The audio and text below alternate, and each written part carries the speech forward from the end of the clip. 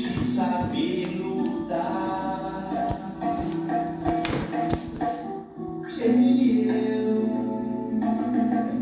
não devemos nos enganar. Boa noite, muito boa noite, você que está aí ouvindo. Essa é a sua web rádio Alto 67, o som da resistência. E mais um dia de live stream, apresentado por mim, Zé Paulo. E hoje temos um convidado muito interessante, que é Antônio Carlos, que é o compositor, jornalista e letrista da banda Reg Belge. Ela está aqui atrás, ó, esse cara aqui, que vai estar conversando com a gente sobre muita coisa, principalmente sobre reggae. E vou convidá-lo daqui a pouco. Só que antes de convidá-lo, quero dizer para você que eu estou ouvindo eu da banda Positivamente. E se você quiser ouvir esse som e mais músicas de bandas underground, músicos underground, e quiser ouvir também cortes de podcast, sintonize na web rádio 67, o som da resistência, na Zeno FM. Valeu? De segunda a sexta, 24 horas por dia, tocando muita música underground e podcast. E se você quiser nos seguir, é só nos seguir nas principais mídias sociais: Instagram, Facebook, YouTube e também no Spotify. E agora, parar de falar muito e vou convidar o Antônio Carlos.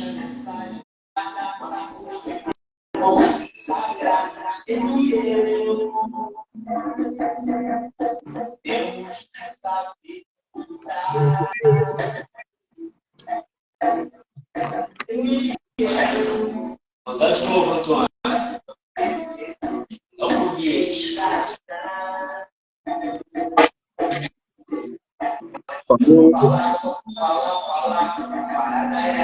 Para mudar, positivamente. Você caminha, mas caminha sempre pra frente. Se achar em primeiro lugar, e deixa eu te ajudar. Se eu posso confiar, nunca falhou, nunca falhará. Eu e eu temos que saber lutar. Eu e eu não devemos nos enganar. Nós, convidados, já temos dificuldades. Já mandou o convite, querido. Temos que saber. Ah, não está me seguindo, né? Temos que saber lutar.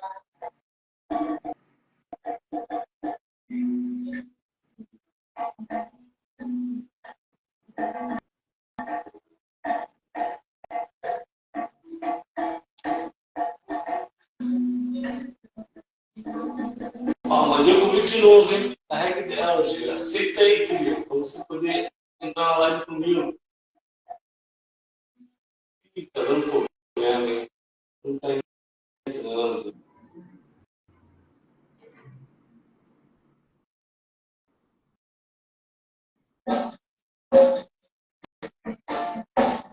Vamos mais de live music. O som ambiente aqui aguardando o convidado acabar de brigar com a internet. Tá conseguindo entrar não,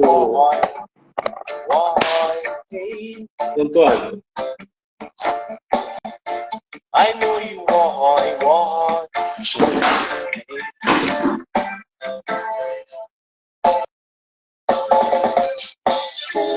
Existem muitas coisas encobertas, mas outras estão diante de nossos olhos. Eu sei, você sabe. A Babilônia já não pode me enganar. Vamos ver. Ó, vou mandar de novo para o seu convite, hein? Eles ensinam revista. Ah, agora vai. Eu sei, a Babilônia vai cair. Boa noite, Antônio Carlos. E ao som de positivamente. Vamos começar a nossa live. Deixa eu despachar aqui o som, desligar. Obrigado por ter compartilhado a minha live. Está me ouvindo bem, querido? Pode aumentar, se puder aumentar mais um pouco. Você está me ouvindo bem? Eu estou te ouvindo bem. Então, maravilha. E agora, como é que está? Melhorou? Estou melhorando. Então tá ótimo. Deixa eu desligar o som aqui. Pronto. Lá ao vivo é assim mesmo. Sempre dá uns problemas técnicos entre o usuário e a tecnologia. É normal. Bom, Antônio Carlos, obrigado por ter aceitado o meu convite. Como eu disse para a galera anteriormente, o convidado de hoje é um jornalista, acima de tudo. Então não posso falar bobagem aqui, que eu vou entrevistar um jornalista, olha isso. É músico, artista da banda Reg Belgium, é isso? Maravilha, maravilha. E é o chefe, produtor, é o jornalista, é o diretor, o dono da revista. Desculpa, esqueci o nome, falou o nome agora da revista. Ritmo ou Melodia. Então é isso aí. Antônio Carlos, muito obrigado por ter vindo à minha live. Pode falar, querido. Então aí, obrigado aí primeiro pelo convite, segundo por conhecer você, agradecendo a Cris Rutz aí que já está com a gente, que foi a que fez a ponte aí para esse contato, né? Beijão, Cris. Possivelmente aí por conta aí do meu trabalho, não só com a Reg Beld, mas também com o meu trabalho entrevistando regueiros brasileiros, a revista que mais entrevistou regueiros brasileiros. Vamos que vamos. Estou à sua disposição. Beleza, então vamos começar, né? Falando da revista, cara. Como é que surgiu essa ideia de criar uma revista para... Por que essa ideia de criar uma revista para falar de regueiros do Brasil? Como é que foi? A revista ela nasceu por conta da minha formação, né? Sou formado em jornalismo e quando cheguei, formei em 2000, agosto de 2000, sou de Campina Grande, na Paraíba, cursei lá o curso de jornalismo na UEPB e vindo para São Paulo já no finalzinho de 2000, já formado, né? Em 2001, dei início aí à atividade da Ritmo Melodia, como uma revista eletrônica, mais de 2 décadas, continua local. Ali, né, quando a internet estava começando, nos anos 2000, 2001.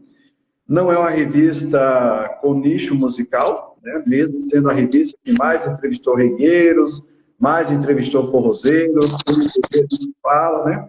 Mas é uma revista que o próprio slogan da revista é a revista que canta o Brasil. Dito isso, é essa diversidade musical brasileira tão propagada, tão falada, né?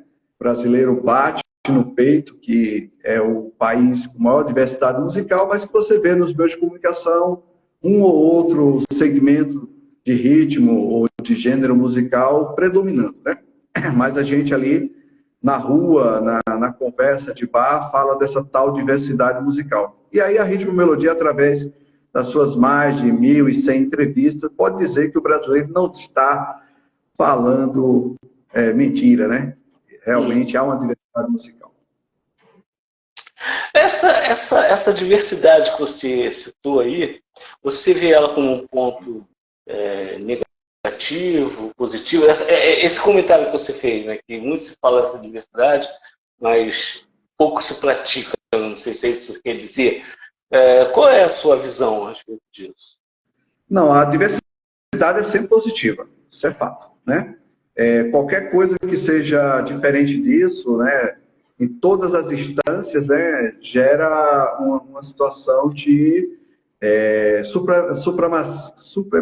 supremacia, ou seja, as pessoas vão violar ou vão tirar alguém, exclui. Na verdade, a palavra melhor é excludente, né? E no caso do Brasil, quando eu falei aí, eu acho que pode ser que eu não tenha sido claro, eu falo que existe a diversidade musical brasileira. Mas se você liga rádio, se você liga a TV, ou se mesmo você navega, você vai estar ali em 1 ou 2 gêneros musicais no máximo. E aí você percebe que onde está essa diversidade, né? Diversidade de ritmo, diversidade de conceitos, né, seja na questão da mensagem, né? Então, essa diversidade, ela é falada, mas ela não é vista pelos meios de comunicação de grande audiência, né? Então, é nesse sentido. Então, eu só posso dizer que é positivo, né? Que é positivo a diversidade musical. É que essa diversidade, ela se dá também porque nós somos uma imensa coxa de retalho em questão de cultura, né, cara? Somos estados bem distintos, né, com culturas bem diversificadas, mas, na minha opinião, acho que em cada uma delas, tirando o pessoal do Sul, há uma raiz africana, isso é inegável. Aqui no Rio, em São Paulo, nós temos o samba e agora, né, o Rio de Janeiro, principalmente, o chamado funk carioca, que particularmente eu não gosto, mas eu não discuto isso. Cultura é cultura, cada um tem a sua e te respeita. Né? Não existe essa de cultura superior ou inferior. Você sabe que você tende a gostar de umas e outras não. Isso aí gosto de cada um.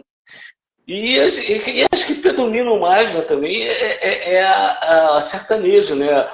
O chamado sertanejo universitário, que cresceu muito, que não tem nada a ver com aquele sertanejo antigo, do Nico Tinoco, né? Aquela galera mais antiga, que ali sim é o sertanejo raiz, vamos dizer assim.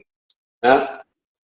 Então, a gente vive num país com essa diversidade, mas como você falou, a ênfase muitas das vezes vai somente para alguns meios, né? E alguns ritmos, não sei se porque pagam mais ou se chamam mais públicos, eu não consigo compreender, né? Mas isso é bom, isso é positivo até certo ponto, né? Até certo ponto que quando você aliena o povo a gostar só de uma coisa, é ruim, né? Porque que eu gosto de reggae também, mas eu gosto muito de música preta, né? O samba, o charme, o soul estadunidense eu gosto também. Então eu sou muito diversificado nesse ponto, mas eu amo o reggae, porque foi o reggae que me deu o pontapé inicial para entendimento das coisas que me cercavam. Né? Eu conheci o reggae na faculdade, através dos caras que curtiam, tinham dreads e até então eu tinha uma visão errada de quem era Bob Marley, mas eu tudo aprendi isso com os caras que me mostraram isso. Assim, como eu falei, não existe cultura inferior ou superior, mas, pô, você há de convir comigo que o reggae, ele é um instrumento de conscientização, correto? Assim, eu só vou pedir só um momentinho para fechar aqui essa janela que está me incomodando. À vontade, querido, à vontade.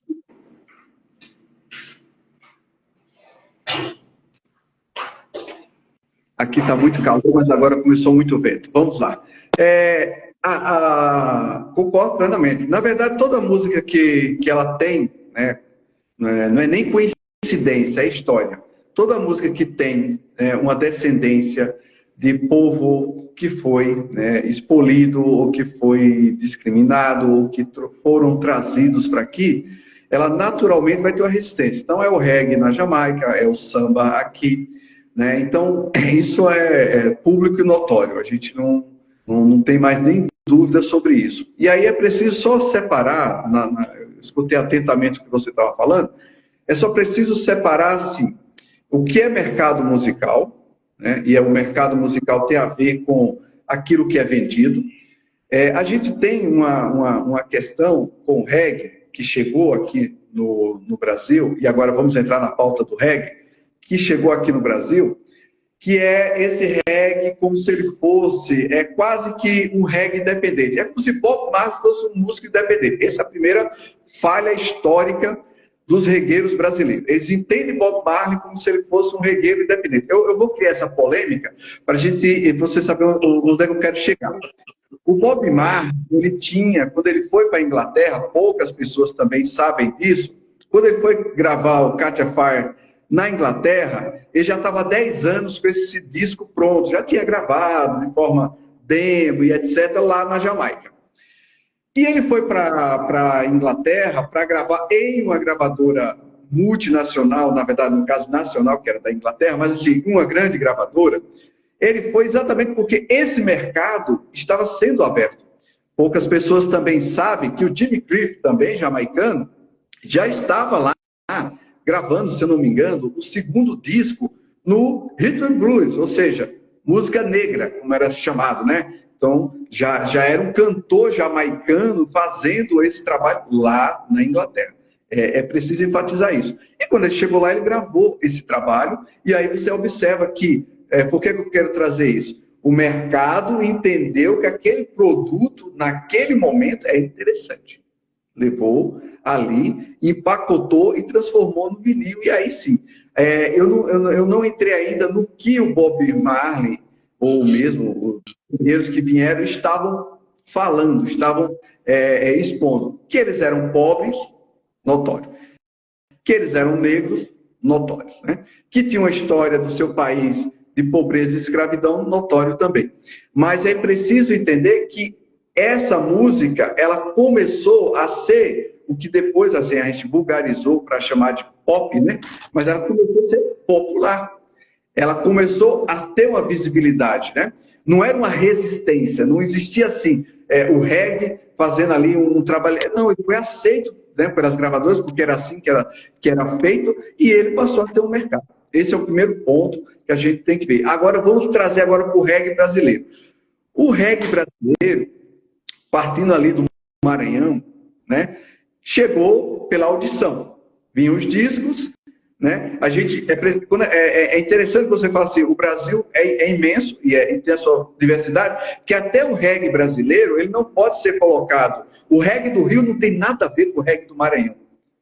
Nada. Né? Como o reggae do Maranhão não tem nada a ver com qualquer reggae que seja feito. O reggae do Maranhão ele partiu daquela essência dos vinis que aparecia lá, chegava através, né, dos portos, como todos os vinil que chegava as pessoas iam tocando, por isso que as radiolas, por isso que o toca-disco, por isso que surgiu. E eles, obviamente, escutavam essa música, né, jamaicana, muitos nem sabiam que era jamaicana, diga-se de passagem, mas escutavam essa música, né, lenta, né? Poucas pessoas sabem que essa música lenta que era a hora que o baile estava todo mundo suado, cansado, agora é a hora de botar as lentinhas, né? Agora é a hora de começar o agarradinho. E aí o reggae jamaicano foi penetrando ali naquilo que a gente chama, né, do norte, Maranhão é nordeste, mas vindo ali do norte, chegava... Curiosidade, tem a ver com o ritmo que tocava antes? O Sky, não é isso? Sky, não sei. SK, não? O Sky não é um fenômeno do Maranhão, tá? Também isso Não, eu falo da Jamaica, Não, o Sky, aí vamos voltar para a Jamaica de novo.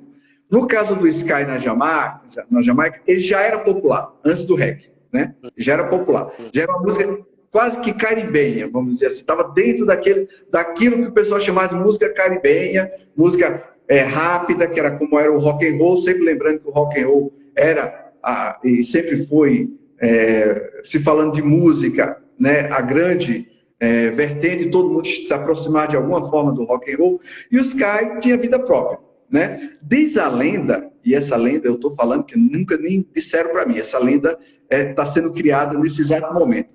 Diz a lenda que o Sky que ele tem um metrônomo, para quem é músico, 140, 150, ou seja, é rápido, né? O cidadão músico ali, quando ele fazia um back ali, ele estava meio mais na vibe ali, ele não ia conseguir bater aquilo ali em 140, nem fudendo.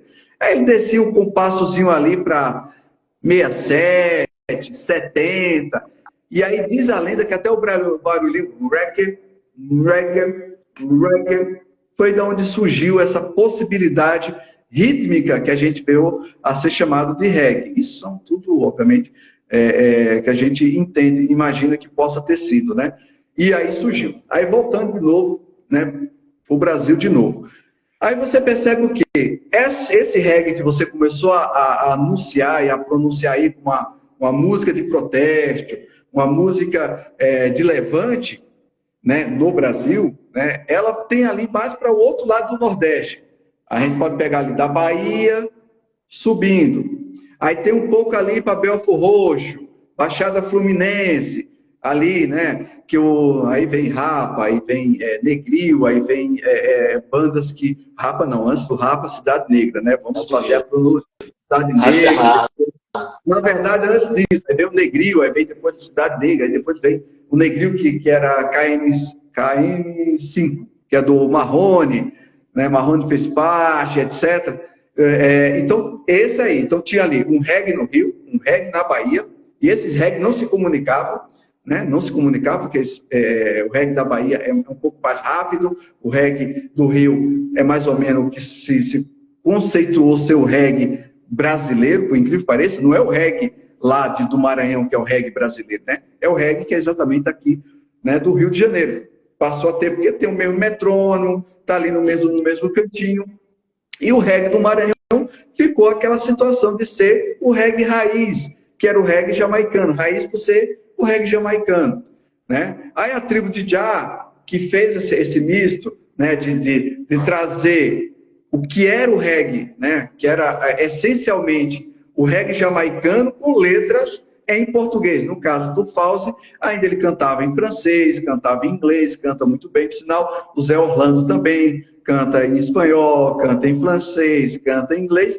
Eles começaram a fazer isso. E tanto é que poucas pessoas também, mais jovens, pelo menos, sabem que a tribo de Jah teve que sair fora, porque as radiolas é que ninguém queria escutar reggae nacional, né? Queria escutar o reggae que era dali, dos discos, etc. E a tribo de Jah, um trabalho, tive a satisfação de entrevistar tanto a tribo de Jah como o Zé Orlando, e eles têm realmente um trabalho de sair do Maranhão, tem até a música deles, né? Entrando por dentro ali do sertão, né? Para poder fazer a música autoral deles, né? E essa música de protesto.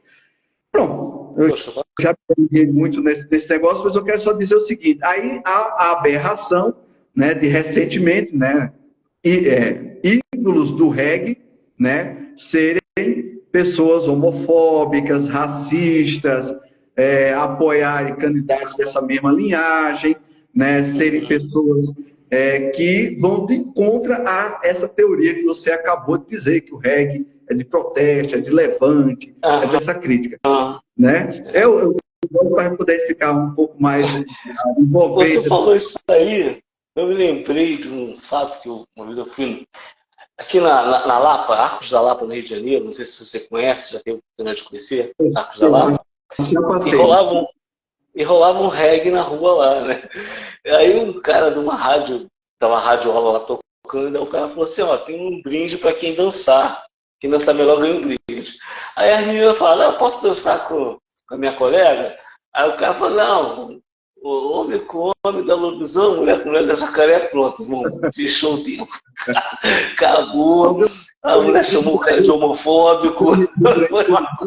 Fazer um registro aí, que o Zé Orlando, né, da Pedra Rara, que gravou já aí 4 canções, na qual sou autor da letra, e temos uma parceria tripla, né? Eu, Zé Orlando e o Nando Oliver, acabou de entrar na live, uma satisfação imensa. O Zé Orlando, uma das figuras do reggae, que tem todo o meu respeito e com certeza deveria ter o respeito aí de todo o regueiro, já que a gente fala de reggae brasileiro. Forte abraço, Zé Orlando.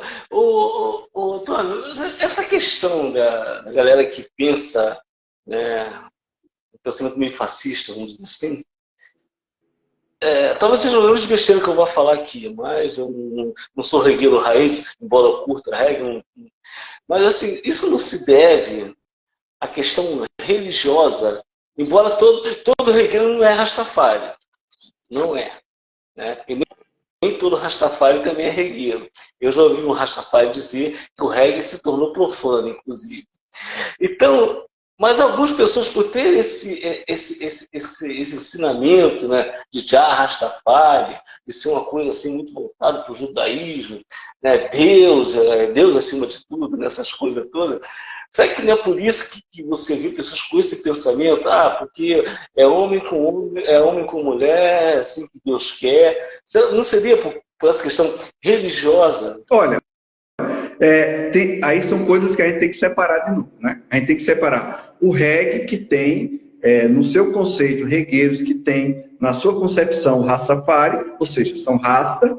O reggae que tem pessoas que, na sua concepção religiosa, são evangélicos ou católicos, né? E possivelmente eu posso me enquadrar nisso, se não tiver outro, não vou colocar nenhuma pessoa em saia justa. E tem um regueiro que, no caso, sou eu que vos falo, que sou ateu. Né? E aí são opções pessoais de fórum íntimo religioso. Isso daí, eu nem entro no mérito. Se você falar do Rastafari, eu estou falando agora como filosofia, independente. Ele tem, como você acabou de citar, e muito bem, tem uma raiz judaica. Por ele ter uma raiz judaica, ele tem uma raiz patriarcal, como geralmente são feitas, são formadas, né, as religiões, de maneira geral, elas são patriarcal, tem toda uma hierarquia. É possível, sim, já começa por aí, tá? Mas você tem também os regueiros que são, né, cristão evangélico, como eu te falei, cristão católico, inclusive se dizem exatamente não serem Rastafari por serem cristão, apesar de que também ser cristão evangélico ou católico são também da raiz judaica, né? Na verdade, a única religião que não é judaica ou não tem raiz judaica é o budismo. Qualquer outra coisa que não seja budista ou hinduísta, ela é judaica. Então, assim, são da mesma família. Agora, né, apenas a minha opinião sobre, eu não acredito sim que tenha também essa questão religiosa, não estou descartando isso. Mas, quando a gente se trata de uma questão política social, política econômica, você pode até trazer o seu conceito religioso, como seu conceito cultural, como seu conceito, né, vários, para dentro do seu pensamento, certo? Agora, você não pode tolerar o que é crime.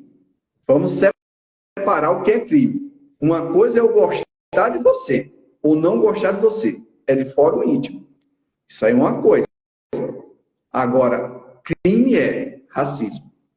Crime é homofobia. Crime é qualquer violência contra o outro. Isso a gente não tolera, não se discute. A gente pratica a lei. A gente coloca a lei. E não estou falando em eleger um candidato X ou um candidato Y, de um partido X ou de um partido Y. É o que é propagado.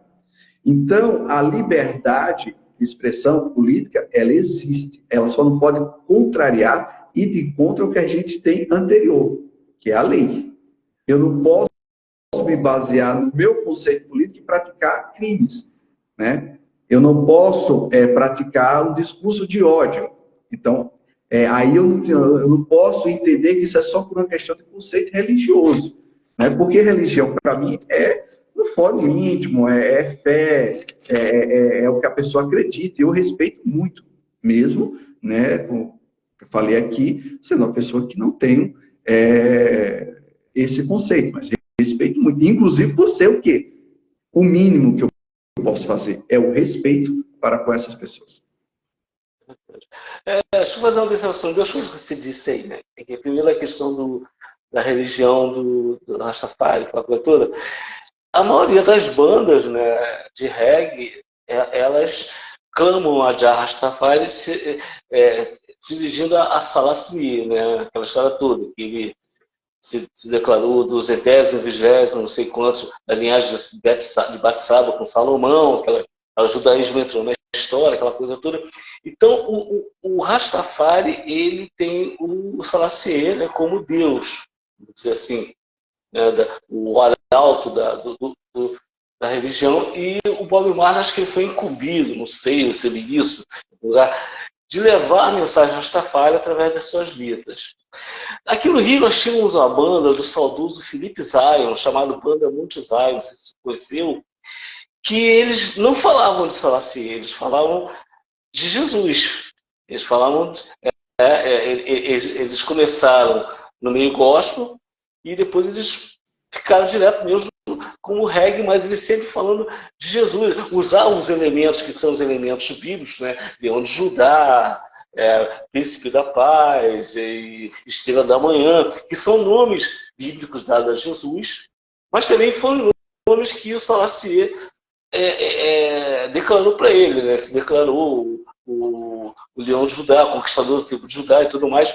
Mas o Monte Zá, eles nunca exaltaram a Selassie. Eles sempre exaltavam a Deus, porque o Filipe, certa vez conversei com ele, e ele me disse que a avó dele era da igreja Deus é Amor, uma coisa assim, né? E aí, por isso que ele tinha essa ligação muito com o Evangelho, vamos dizer assim. O saudoso Filipe Zayn. E outra coisa que eu te dizer, que essa questão da galera que tem um pensamento mais radical de direita, que beira ao fascismo, não é só um privilégio do reggae, não. Tem tudo quanto é canto. O hip hop, o rap, cara, tem rap de direita, entendeu? Tudo bem, eu não vou. É como você falou, cada um elege quem quer, não vou dizer que tem que botar na esquerda. Não se trata disso. Mas se trata de seguinte: se você prega, se o ritmo que você segue, ele está ligado à questão humana, fica difícil você querer apoiar um pensamento, uma corrente política que nunca foi a favor do povo. Pelo menos eu penso assim. Pode falar, Camilo. Oi? Eu costumo falar o seguinte, olha, essa questão, volto a dizer, né? O conceito e o que faz as pessoas se moverem religiosamente, eu só tenho que respeitar, digo de novo, né? Quando as pessoas trazem isso para justificar coisas que não têm sentido, infelizmente, é como eu te falo, né? Uma música que é vista, ou pelo menos, como você iniciou aí sua fala, né? Vista como uma música que traz, né, um levante do oprimido, ela não pode, de forma alguma, né, perder, e principalmente aqueles que são pessoas conhecidas, né, no mercado, perder esse foco. Isso é um fato, né? E essas pessoas, né, eu até digo que a história que vai puni-las, no caso, ou absolvê-las, né? Fato esse lamentável, né? E já escutei de regueiros que eu entrevistei que fala que só lê a Bíblia e não tem nenhum problema dele ler a Bíblia. Agora, quando ele usa a frase só leio a Bíblia, né, entendendo, né, que não existe um outro conhecimento, aí a gente entra naquela seara do fanatismo, a seara que não... E assim, na verdade, eu até estou falando sobre isso de forma muito respeitosa, porque você está falando sobre. Porque isso é um tipo de assunto, até mesmo por conta do reggae, da reggae belt, né, trazer para a gente o assunto da reggae belt, você vai ver que é exatamente as cores da reggae belt, o texto da reggae belt, o porquê da reggae belt, é exatamente uma antítese de tudo isso aí que a gente falou até o momento. Inclusive, entrar nessa seara agora. Eu primeiro quero falar o seguinte, galera, eu não estou conseguindo ler os comentários, já tem muitos aí. Se o Antônio Carlos quiser ler, vou explorar aqui, porque eu estou com um problema sério de catarata, eu tenho que operar. E essa cara de novinho, eu já estou velho, já estou com esse problema de terceira idade.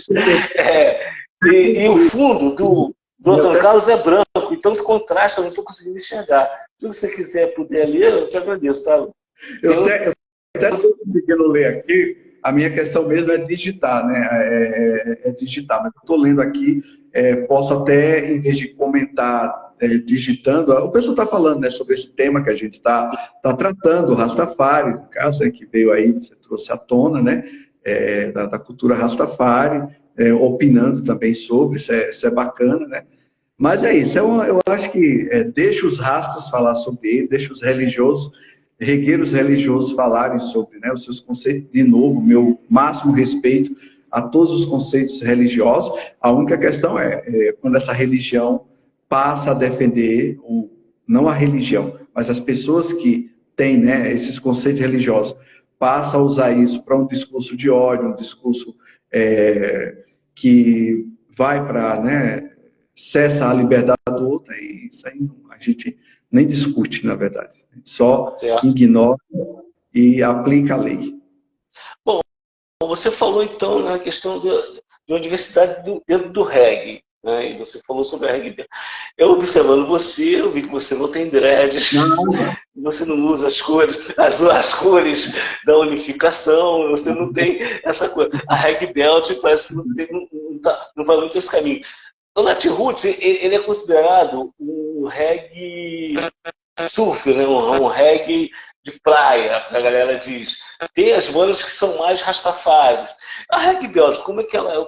Qual é a vertente da reggae belt? Bom, primeira coisa, eu preciso dizer como surgiu a reggae belt. Isso é o início de tudo, né? A reggae belt, ela surgiu por conta dos meus poemas, né? Existia antes da reggae belt um livro de poesia, Poemas Diversos Poemas. Esses poemas tiveram 10 poemas musicados pelo regueiro baiano Savilá, que aí sim tem todo o clichê de um regueiro, é baiano, é negro, é Rastafari, tem dread, né? Porque eu não posso dizer que é Rastafari, tem dread, né? Mas não é Rastafari. Então, conheci o Savilá aqui em São Paulo em 2004, né? No estúdio dele, no centro, ali no Brás, no Belenzinho, no Belém. E o Savilá, pela grata surpresa, emplacou logo 10 melodias em 10 poemas. O Savilá estava lançando, né, um trabalho dele, né, um trabalho solo, sempre foi solo, mas um trabalho dele, e ele falou, olha, as músicas estão aí, mas eu estou com um trabalho solo, não tenho como gravar essas músicas como, né, um trabalho do Savilá. Só que eu gostei muito, né, porque eu sou músico, né, sou músico, eu gostei muito, não só por conta de ter sido os meus poemas, eu falei, isso aqui é bom. E aí eu fui e falei, bom, eu vou gravar isso, eu vou produzir e vou gravar. E era para ser apenas um trabalho único, nascer, morrer.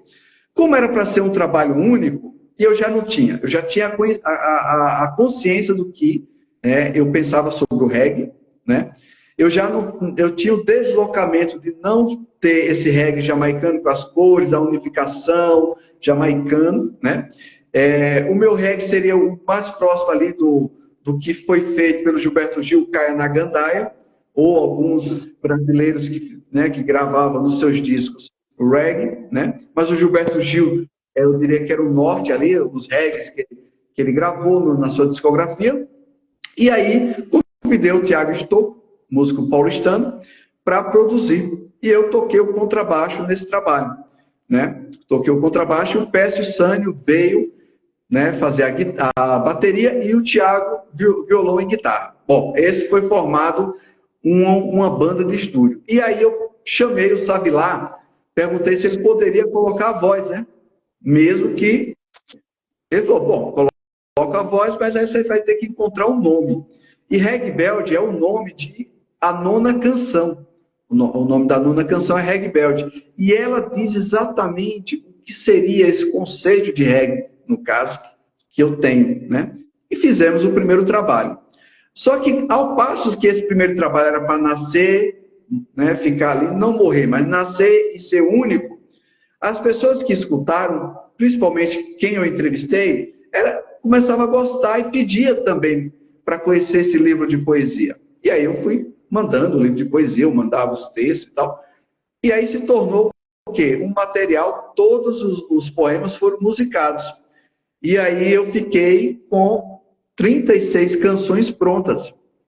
10 já tinham sido gravadas e fiquei ali com 26 prontas, aonde surgiu a trilogia reggae baseado em poesia. A primeira coisa que eu tomei como medida foi escolher as cores, para exatamente deslocar, e eu fiz a escala aí a ordem é sua, tá? Do branco para o preto, do preto para o branco. Isso foi intencional. Eu peguei, se você pega a escala de cores, eu não vou saber porque eu não manjo muito de design, você pega a escala e você vai indo para algum lugar, ela vira branco, ou indo para algum lugar, ela torna-se preta. Na escala de cores. Você fez um degradê? Seria isso, um degradê? Então, a ideia é essa. Então, as cores, né, a logo, né, a logo que são 3 tribais que a designer Isabela usou esses 3 tribais e transformou um tribal que virou o símbolo da Reggae Belt. E com essas cores. Eu gostei muito do projeto gráfico, abracei como centro.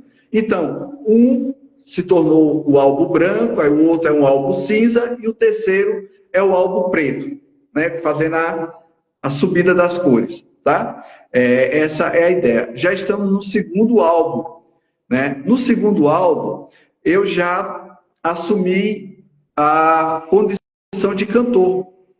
E aí as músicas já são de outros parceiros musicais, né? Já foram 12 canções, o primeiro foram 10 canções. Eu toquei o teclado e cantei. A produção continuou sendo do Thiago Estouco, guitarra Thiago Estouco, baixo Edu Camargo e bateria o Ricardo, né? Essa, de novo, mais uma banda de estúdio, né? Onde eu estava ali na frente. Dito isso, veio as pessoas, acabou os poemas, né? Como eu falei. E aí as pessoas, olha, mas a gente queria colocar, né? Não tem mais nada aí. Aí eu comecei a mandar letras para as pessoas. E essas letras foram voltando também como música. E aí eu abri outra trilogia, Reggae Bell de Loves. Pelo próprio nome, quem é do reggae sabe o que é Loves, que é amantes do reggae, que é aquela música mais calminha, né? Pode ser mais romântica, mas pode ser também lírica. É um conceito dentro do reggae. Na verdade, a gente fala muito de Bob Marley, né? Mas se você vai pegar a discografia do reggae, tem muito Loves, né? Tem muito Loves. Na verdade, a gente tem essa ideia de que o reggae jamaicano é de protesto, ou de né, visão política. E é um ledo engano. Você vai pegar lá, é que eu não vou ficar falando nome de regueiro jamaicano, não respeitado. Porque é uma diversidade, quem cuida disso daí, que gosta, sabe o que eu estou dizendo. Você vai ver que a grande maioria vai falar de amor, vai falar de sentimentalidades, vai falar de outros temas, né? Temas de natureza e etc. E são regueiros jamaicanos, são regueiros roots, são regueiros que, né, da mesma linhagem ali. Mas é que a gente só tem ali o Bob Marley como, né, mundialmente conhecido, né, até mesmo o Jimmy Cliff também após o... Tinha também o Dennis Brown, que eu achava maravilhoso, Dennis Brown. Sim. Apareceu então, uns tempos atrás. E aí eu fiz o Reggae Bell de Loves. O Reggae Bell de Loves, no primeiro álbum, eu canto 6 canções, né? 6 canções. E tem aí outros parceiros musicais, aí vem a Jussara Freire, né? Não só na canção, mas também cantando. Vem o Jailson Silva, que parceiro musical meu, mas que veio como intérprete, cantando músicas minhas em parceria com o Eugênio Breck. Então a gente fechou esse álbum de 14, estou da dúvida se é 14 ou se é 15, a memória está me falhando, mas enfim, uma quantidade aí boa. E eu já estou fechando, aí estamos fechando o segundo álbum do Reggae Bell de Love. Então, o primeiro já tem o segundo, 2015, eu como cantante, e agora já estou falando do primeiro álbum do Reggae Bell de Love e já estamos finalizando o segundo, que eu tenho a grata surpresa, não surpresa, na verdade, a grata alegria e honra e gratidão que o Zé Orlando vai colocar a voz nas 4 faixas que vão fechar esse segundo álbum. E também o Zé Orlando já aceitou a empreitada dele cantar todas as músicas do terceiro álbum do Reggae Bell de Loves. Então, vamos ter aí o terceiro álbum. E nesse trabalho, eu tenho, nas primeiras 6 músicas, produção do Thiago Estouco, e agora, né, complementando esse primeiro álbum, já o Nando Oliver como produtor musical, aí gravando todos os instrumentos, e já no segundo álbum, exclusivamente o Nando Oliver. E para o terceiro álbum também, né, será o Nando Oliver que vai estar gravando, e aí o Zé Orlando como o intérprete. Isso é uma alegria imensa. Vou fechar a tampa assim, com muita satisfação. Um ícone, que eu posso dizer, do reggae nacional. Bacana, bacana. Assim, o artista em si, né? Viver da arte é difícil, né, cara? É muito difícil. Né? Não sei se você só vive da arte, se você tem uma outra função, além de jornalista, não sei. Mas, assim, o que eu quero te perguntar, Como é que é viver de reggae no Brasil, principalmente? Olha, eu vou ampliar a pergunta para viver de música, tá? Por quê?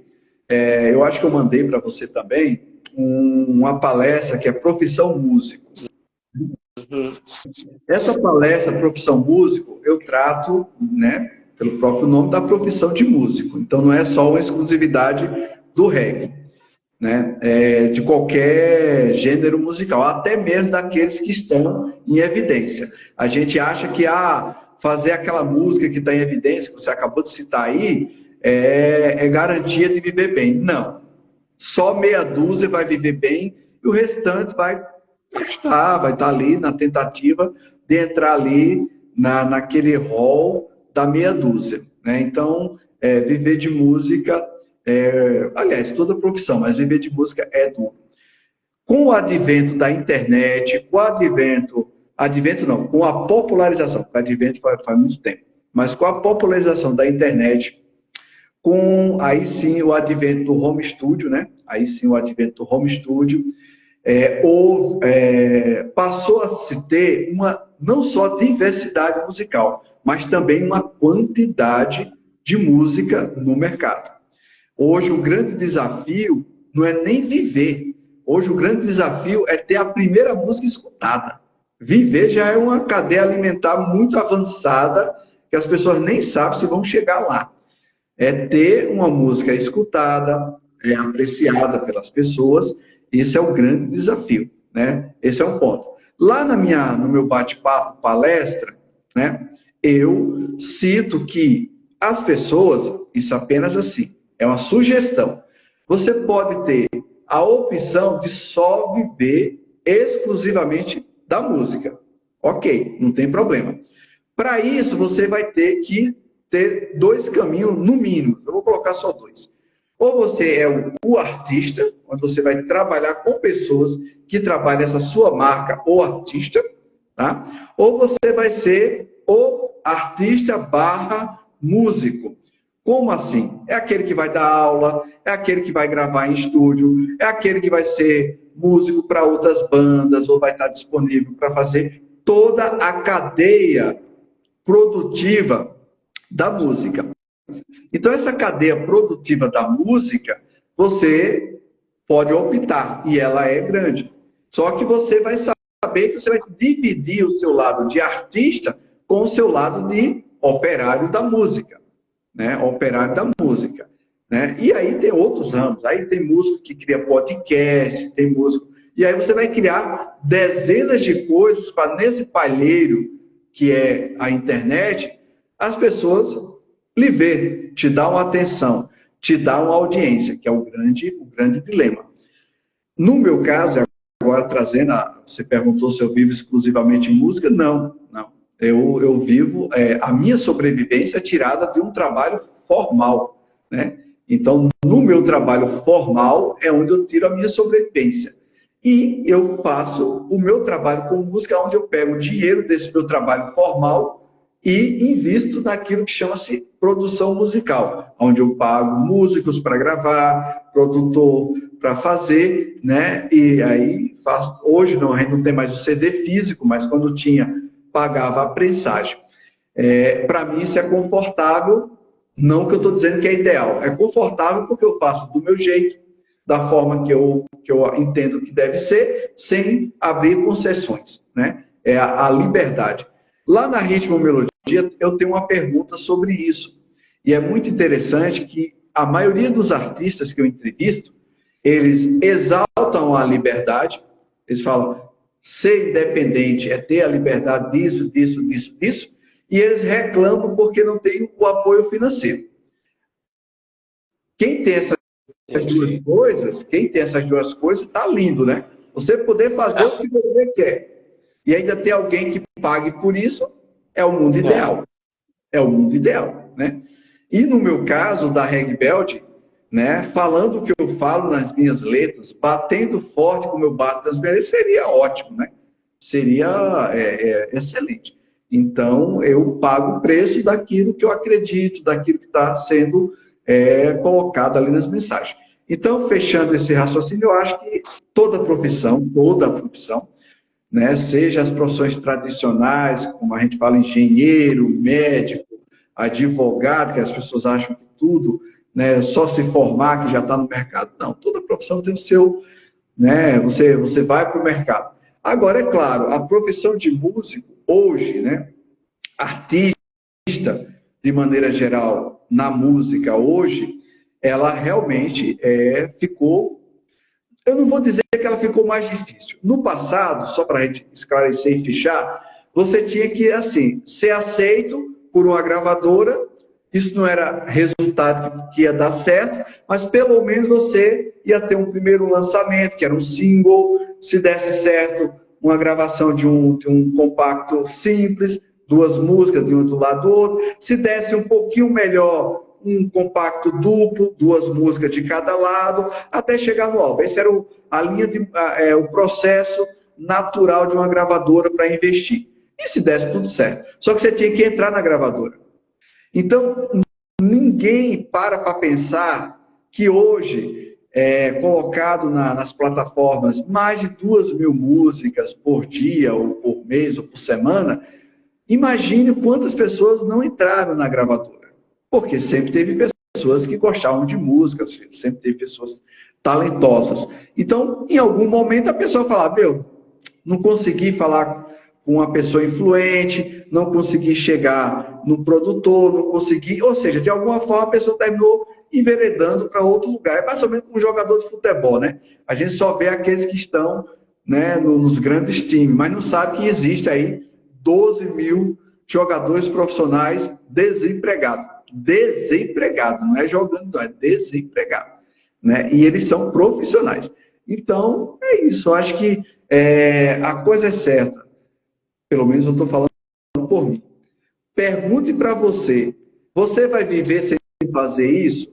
Se você for viver sem fazer isso, nem se esforce. Entendeu? Agora, se isso é muito importante para você, pague o preço. Pagar o preço. E poucos querem pagar o preço, né? Infelizmente. Agora, assim, uma pessoa, se ela quiser viver estritamente disso, ela vai depender muito de shows, né? Tem que fazer muito show, né? Na verdade, desde as gravadoras, né? Desde as gravadoras, a gente pensa que não, mas também é importante deixar isso claro, que para você viver dos discos vendidos, você tem que ser um campeão de vendas, né? Você tem que ser um campeão de vendas.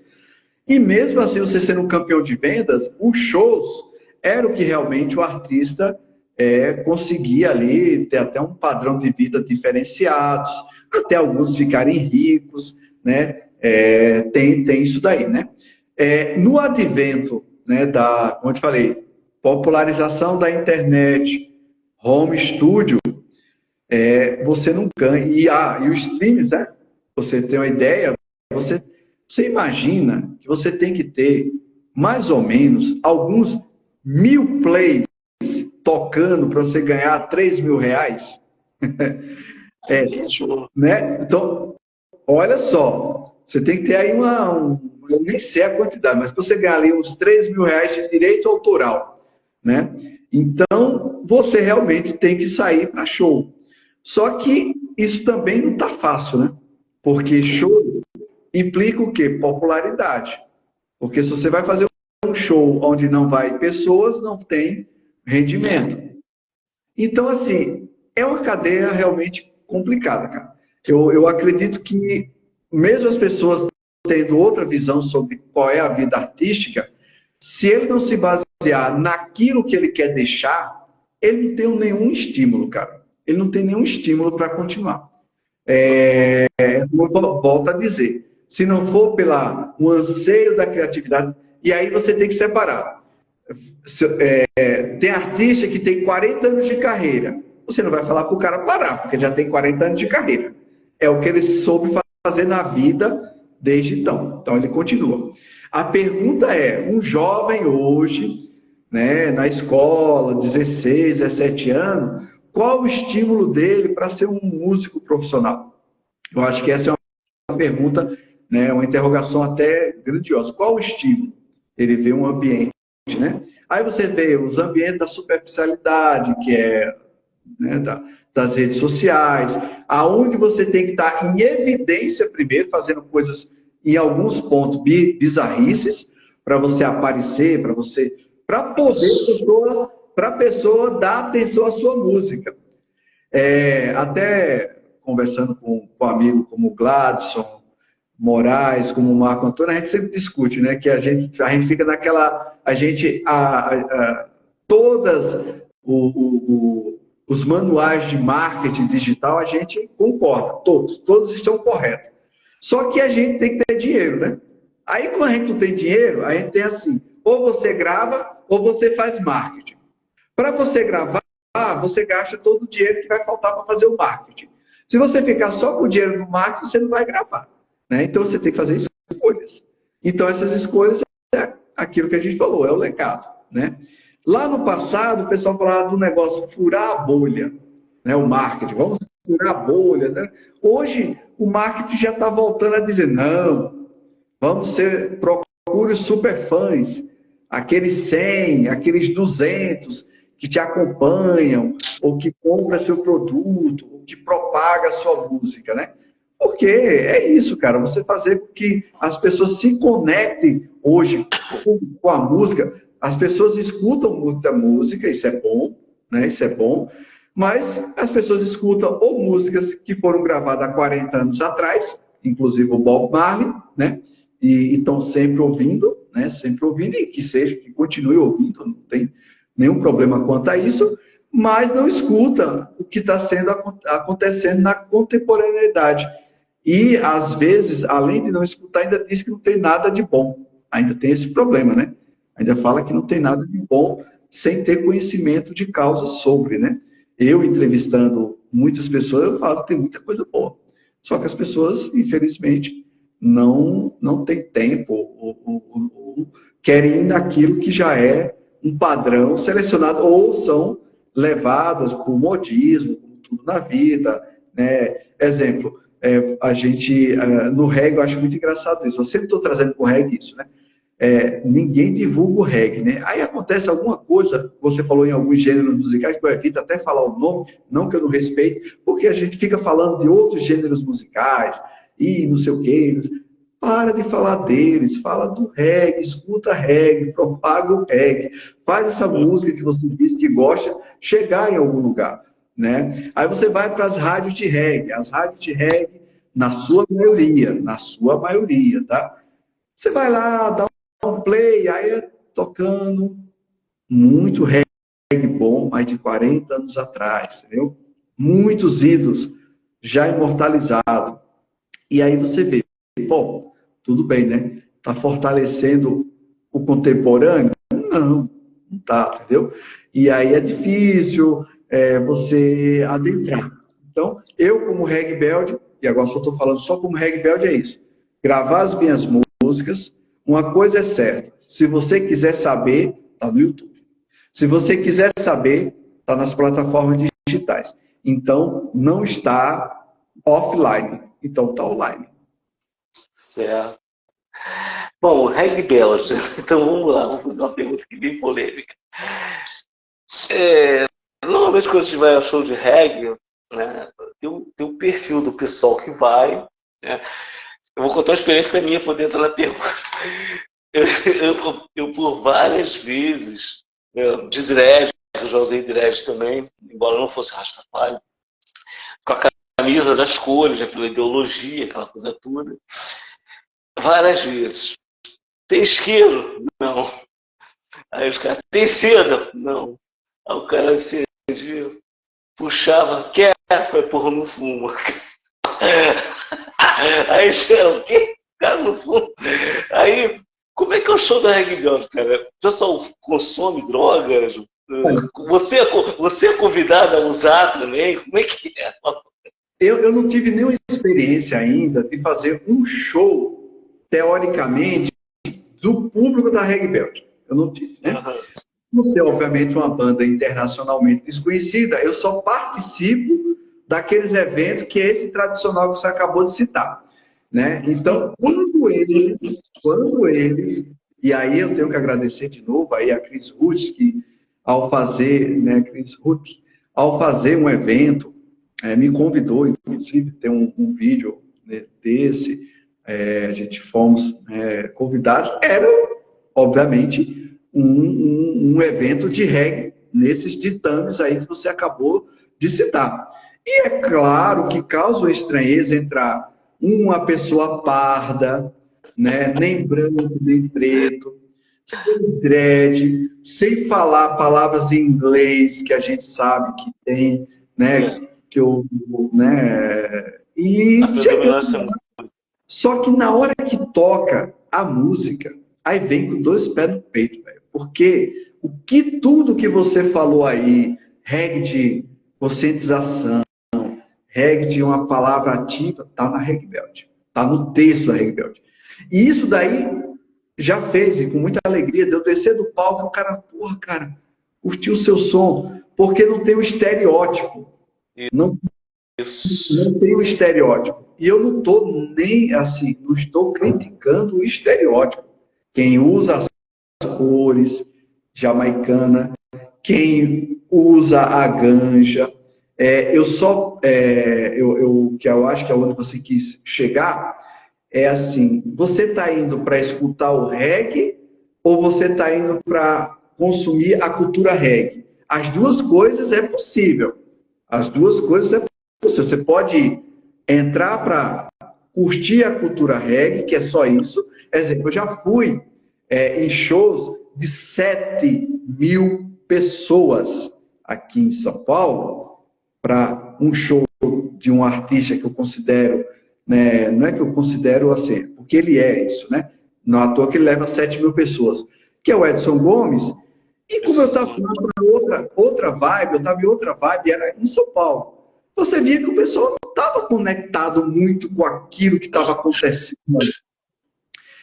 Era uma reunião de pessoas que cultuavam ali aquelas cores, aquela situação, né, de poder fumar coletivamente ali a sua ganja, tá tudo certo, tá tudo certo. Só que aí fica aquela história, estou falando agora por mim, tá? Não estou nem dizendo, é aquela vibe ali da galera. Mas eu falo, porra, em outros eventos vai ter a mesma coisa, vai ter a ganja, vai ter a bebida, vai ter a cocaína, vai ter qualquer outra coisa, né? Então, não é só um fenômeno no reggae. Agora, a gente que faz uma música que você disse que é de protesto, que é assim, a gente queria melhorar ali um discurso, um diálogo de mensagem, né? Uma emanação de mensagem. Isso explica muito que essas 7.000 pessoas que estavam lá, possivelmente elas votaram em um candidato homofóbico, racista, escroto, né? Porque elas não estavam ali conectadas com aquela mensagem, né? O seu próprio, né, que estava ali no palco também estava com aquela mesma filosofia, não estava conectado com a mensagem, não estava conectado com a preocupação social. Então, eu, né, agora idealizando o show da Reggae Belt, porque como eu falei, eu só participei de shows onde era ou de rasta, né, ou, quando eu digo de rasta, sim, com aquela cultura raça, ou, né, hip hop, que era o caso aí da Cris Ruth, né, que era um palco já montado, que eu agradeço muito, ele dá oportunidade a esse estranho subir no palco. Mas, né, o show da Reggae Belt seria essa comunhão, né, dessa comunicação, não de forma messiânica, não é de forma messiânica, eu estou falando e vai sair todo mundo pensando igual, não, de forma alguma. Quem escuta a Reggae Belt percebe que é mais reflexão do que catequização, né? Aquela coisa de pense igual, não. Tem coisa que eu falo que se você pensar diferente, tá ótimo também, contanto que você pense. A ideia é que você pense, que você saia dali do show, puta, velho, é isso, cara. Né? Tem música que fala sobre a condição de cidadão de rua, tem música que fala da condição do negro, aonde a sexualidade, o corpo e tal, e não a consciência social, né? Tem outras que falam da questão, né, da negritude ser não, né, negro com dólar no bolso, é bom negrão, é branco como algodão, é um negro de alma branca, porque ele né, subiu ali na sua condição social. Então, tudo isso é para refletir. E aí tem outras, né, com outros viés. Né? Não tem né, letras que falam de religião, mas de um conceito de religião que é exatamente não, né, do fanatismo, mas do respeito à espiritualidade, da busca, né, de você ser o seu templo. Então, o meu show, se você, né, um dia, quem sabe, né, posso, né, acontecer isso, vai ser a reunião dessas pessoas. Eu até digo, né, que as pessoas que vão curtir a música da Reggae Belt,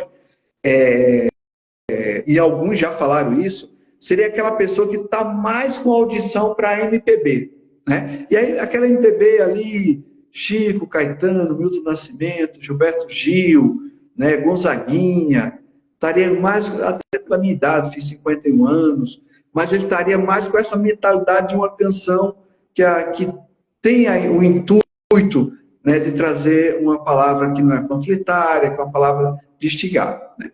Esse seria o show da Reggae Belt, pelo menos idealizado, né? Certo. E os processos que o Antônio Carlos usa? Inspiração, criação, como é que se dá? Você se inspira em quê? Como é que você quer esse processo? O meu processo é interessante porque eu sou músico, né? Multi-instrumentista, mas eu não sou compositor. O compositor é aquele que cria a melodia, né? Ele é o que cria a melodia. Eu sou aquele que escreve a letra e ela não tem a ver com uma melodia. Então, a rigor, eu seria um poeta, né? Eu seria aquele que escreve, aí eu pego esse texto, ou seja, eu estou baseado só na mensagem que eu quero desenvolver, aí eu pego esse texto e entrego para, hoje eu tenho vários parceiros musicais, e eu entrego para eles, o que você acha? E aí, alguns parceiros leem e falam, era isso que eu queria ter dito, mas você escreveu primeiro. Era exatamente isso que eu queria ter dito. E eles vão e colocam melodia. Aí eles me devolvem, e já devolvem com a melodia. Aí eu levo para a linha de montagem, que é ou com músicos, ou no caso agora com o Nando Oliver, e ele vai produzir, que é colocar o contrabaixo, bateria, teclado, guitarra, pensar solo, pensar arranjo. Quando eu vou cantar, aí eu vou e interpreto. Quando é outros parceiros musicais. No final das contas, o quão é complexo isso? Eu termino sendo cover de mim mesmo, né? Porque eu sou um letrista que não fiz a música, depois eu tenho que aprender a música para cantá-la, entendeu? Então eu sou cover de mim mesmo. Esse é o processo criativo. Mas assim, vamos ver, você vê uma situação na rua, você vê de repente uma pessoa catando comida na lixeira, ou uma coisa que salte os olhos, você consegue já ali bolar alguma coisa assim, ou você guarda aquilo e vai processando? Como é que é? No meu caso, especificamente, eu tive um processo de escrita que foi ali nos anos 90, né? No período que eu comecei a escrever, que surgiu o livro, e no período que eu estava na faculdade. Então, esse foi o período mais produtivo. Quando eu escrevi um livro, sobrou letras desse livro, um livro de 36 poemas, sobrou letras desse livro. Então, esse foi o momento, eu diria assim, que eu mais escrevi, né? Eu estava com um pouco mais de 20 e menos de 30 anos. Então, minha obra, que virou musical, ela é escrita nesse período.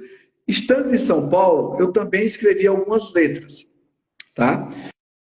Porém, uma quantidade bem menor, né? Bem menor. Eu acho que não chegou aí a 20 letras.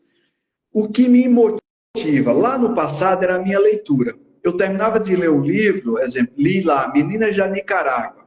Fiquei tão impactado com aquele livro que quase que imediatamente eu escrevi a letra Meninas da Nicarágua, que foi colocada a melodia pelo Cadu Marques, né? Que é exatamente quase um resumo meu sobre aquele livro, né? Meninas da Nicarágua. Tem poema meu que eu estava numa aula de filosofia, lá no curso de comunicação, sobre Aristóteles, a liberdade baseada ali em Aristóteles e tal. E o professor falou, olha, agora já falamos da liberdade baseada em Aristóteles, e vocês escrevam aí, né, uma redação, um texto. Comecei a escrever lá aí não veio nada assim mais elaborado, mas veio de imediato um poema. Só que você começa ali a escrever e foi vendo, foi vendo. Aí eu entreguei para o professor. O professor era um padre, então ele achou meio que eu estava tirando uma onda ali, né? Eu acho que ele nem avaliou muito ali o poema, né? Eu falei, foi isso que saiu, cara. E já que a gente está falando de liberdade, eu não vou me censurar. É isso, entendeu? Ele falou, depois você traz uma coisa um pouco mais elaborada e tal, né? Eu não trouxe, praticamente, né? E é uma das letras que eu mais gosto, assim, entendeu? É uma das letras que eu mais gosto. Em uma outra aula também, eu não lembro se era dele ou se era de outro cidadão. Ah, não, era de outro cidadão.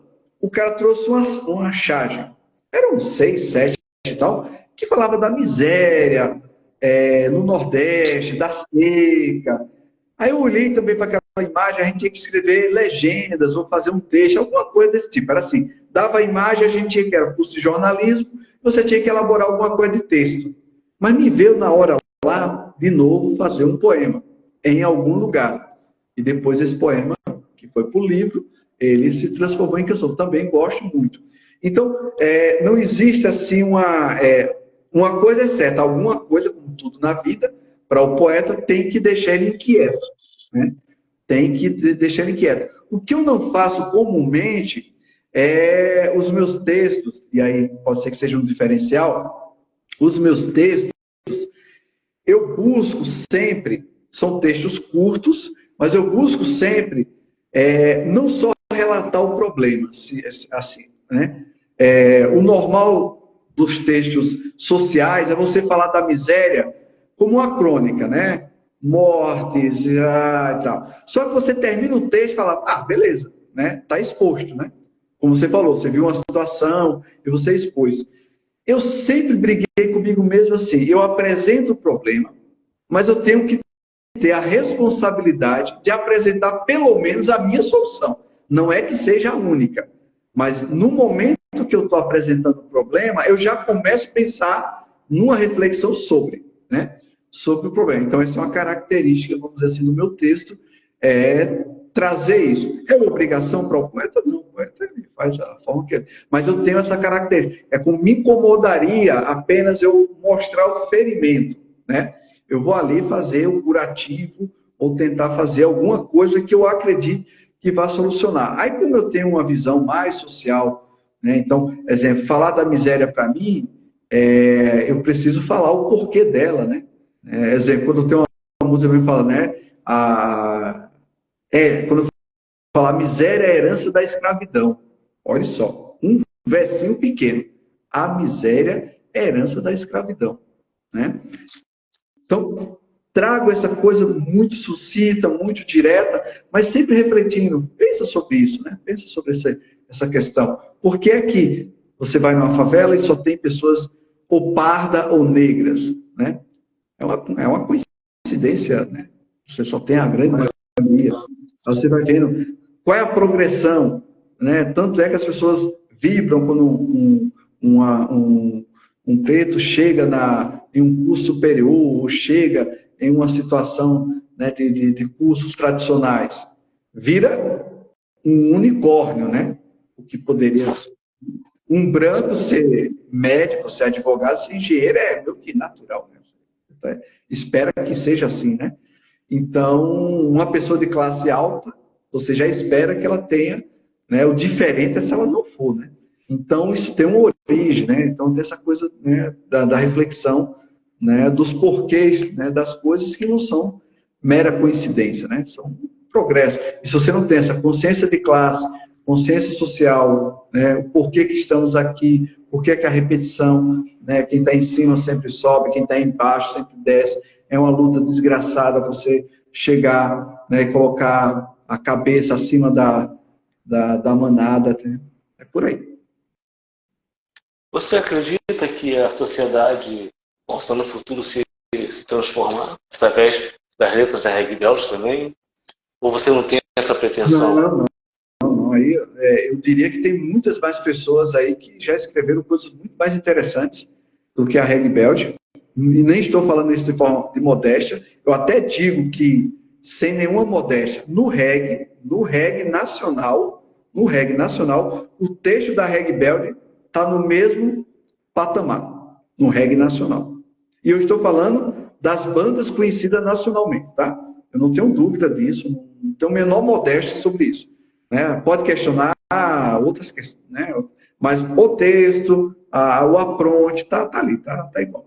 Até porque uma das coisas que, pelo menos para mim, é assim, eu só faço algo baseado em parâmetros do que já existe. Se tiver abaixo daquilo que eu entendo que é algo de qualidade, eu nem começo a brincadeira. Eu já abandono, não, isso aí nem vou expor ao ridículo, por uma questão só de se expressar, né? Então, esse é o primeiro ponto. Agora, o que eu posso dizer é que o texto da Reg Beld, um dia as pessoas, né, chegando a isso daí, a gente até brinca, né? Quando eu nem estiver mais aqui, daqui uns 50 anos, 150 anos, né, se Machado de Assis ainda está sendo, eu nem estou dizendo que eu sou Machado de Assis, nem tenho o meu nome. Que fique claro, estou falando, colocando um parâmetro. Um exemplo. Se hoje você falar para um jovem de 20 anos, perguntar sobre Machado de Assis, ele vai achar que é um material de derrubar a árvore, entendeu? Que tem um nome de Assis. Infelizmente está assim. De derrubar a árvore que, por acaso, batizaram ela de Assis. Então, e com um texto inquestionável, então, 150 anos depois, né? Não estamos falando coisa pouca, né? Então, posso dizer sim, aqueles que um dia quisessem debruçar sobre o reggae nacional, sobre o que foi produzido no reggae nacional, não indo, que é o caso da Ritmo Melodia.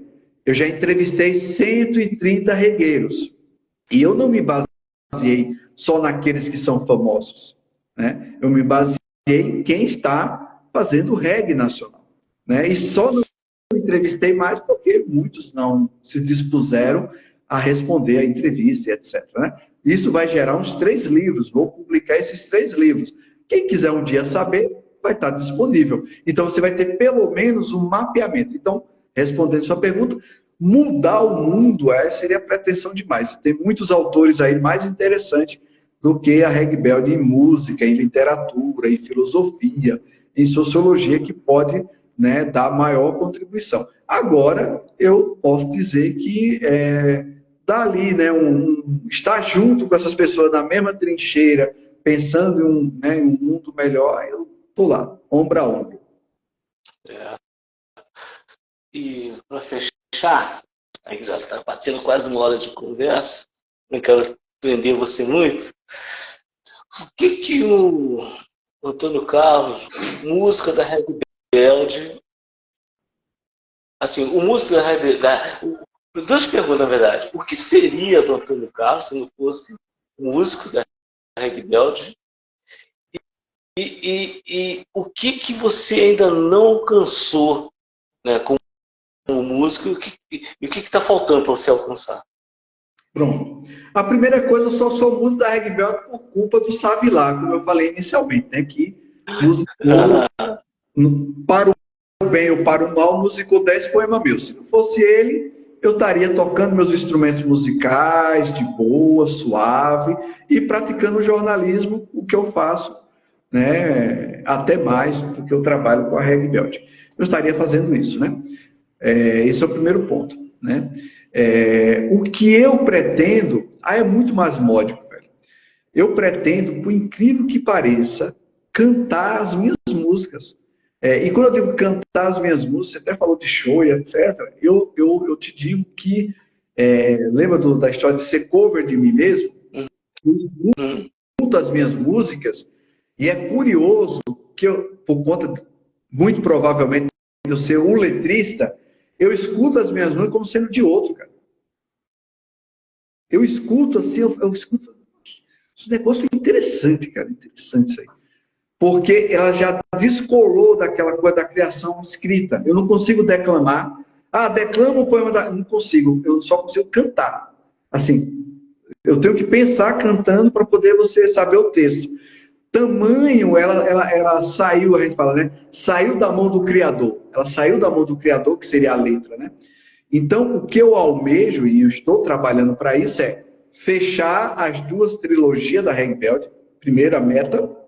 Depois que eu fechar as 2 trilogias da Reg Belt, o que eu almejo é a trilogia reggae baseada em poesia.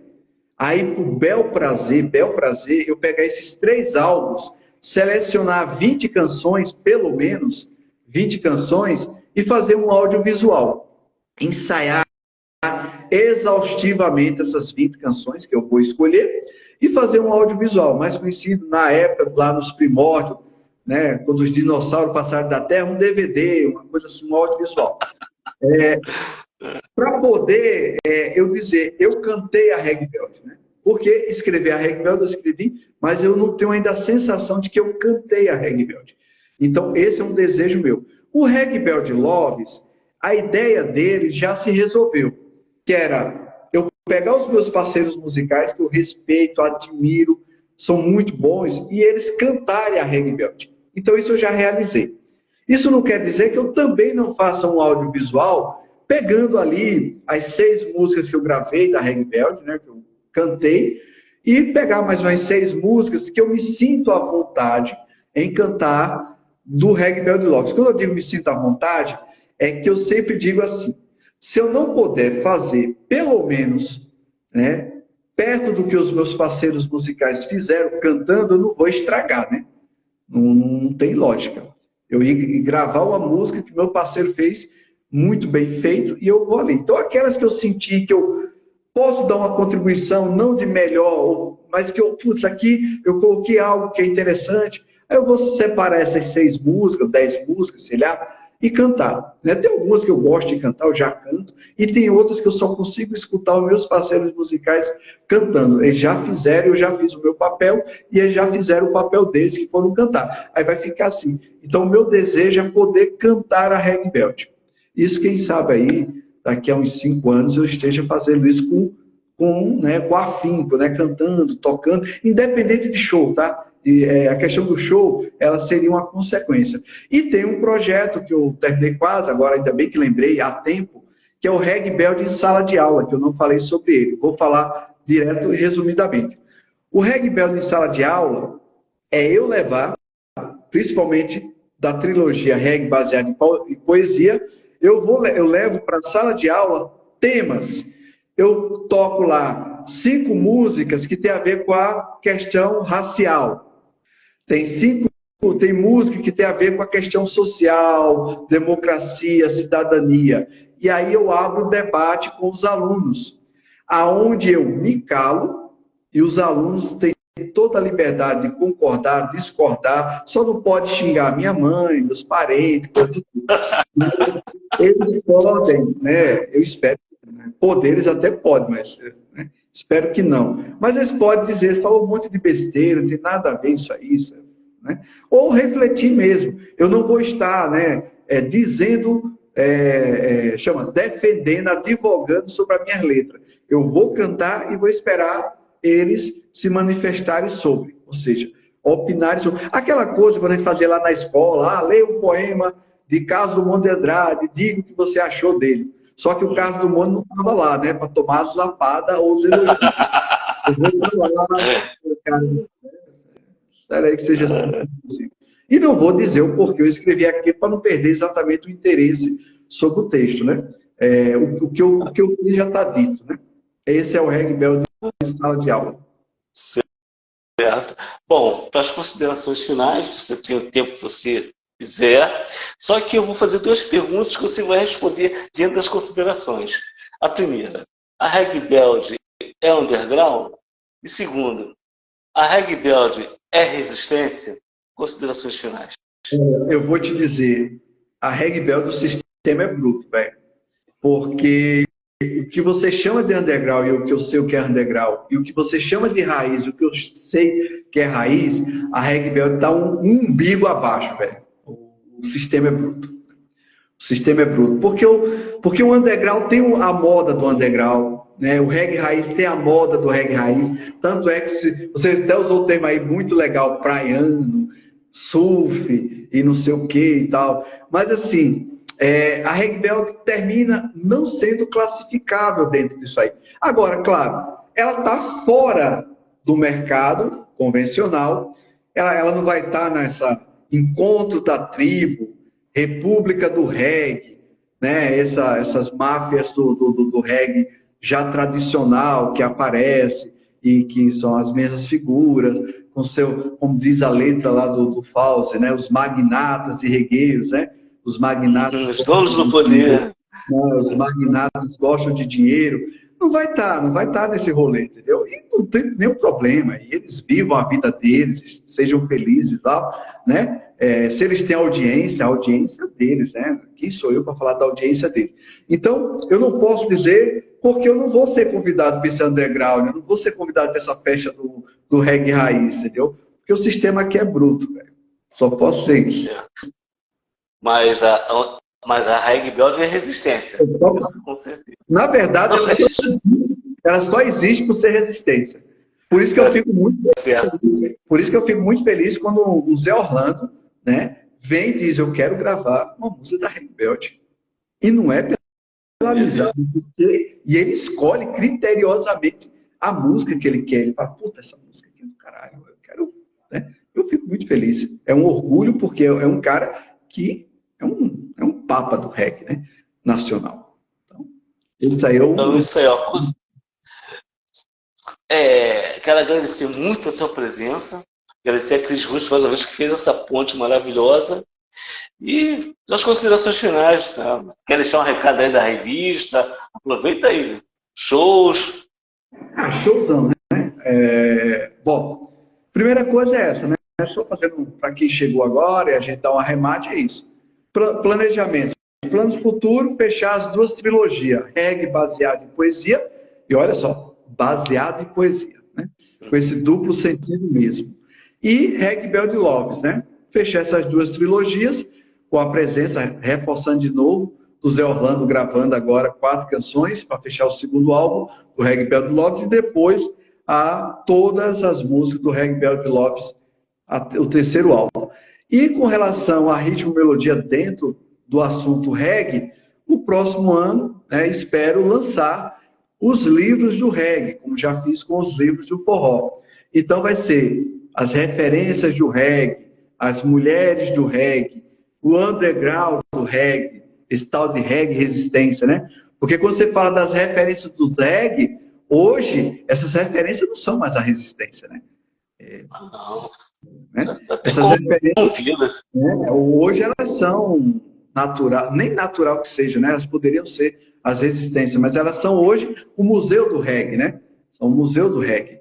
Então, aí trazer sim bandas que de fato são resistência, né? Como o Luano Soares, que está aqui lá do Sul, fazendo o trampo dele, no qual também tive a oportunidade de participar, né? O Ali da Bahia. Então, trazer essas pessoas que de fato são a resistência. O que é a resistência? Só para a gente fechar essa coisa.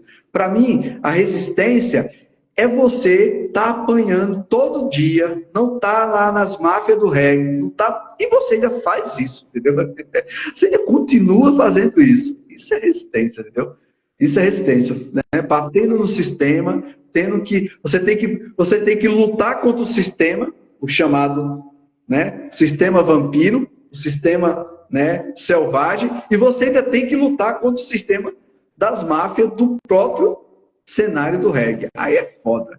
Aí você realmente tem que ser resistência, tem que ser raiz. Tá certo.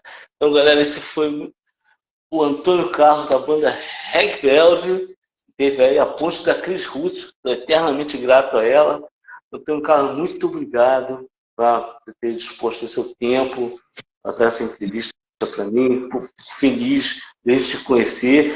E te peço aqui já vou deixar registrado.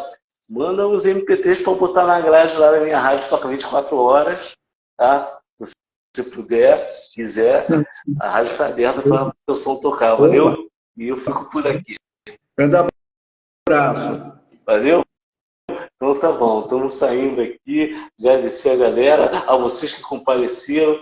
Essa live vai estar salva no Spotify, vai estar salva no Facebook, vai estar salva no YouTube, vai estar salva no Instagram. Enfim, vai ter lugar diverso para você assistir. Tá? Fique à vontade e resistência sempre. Nós.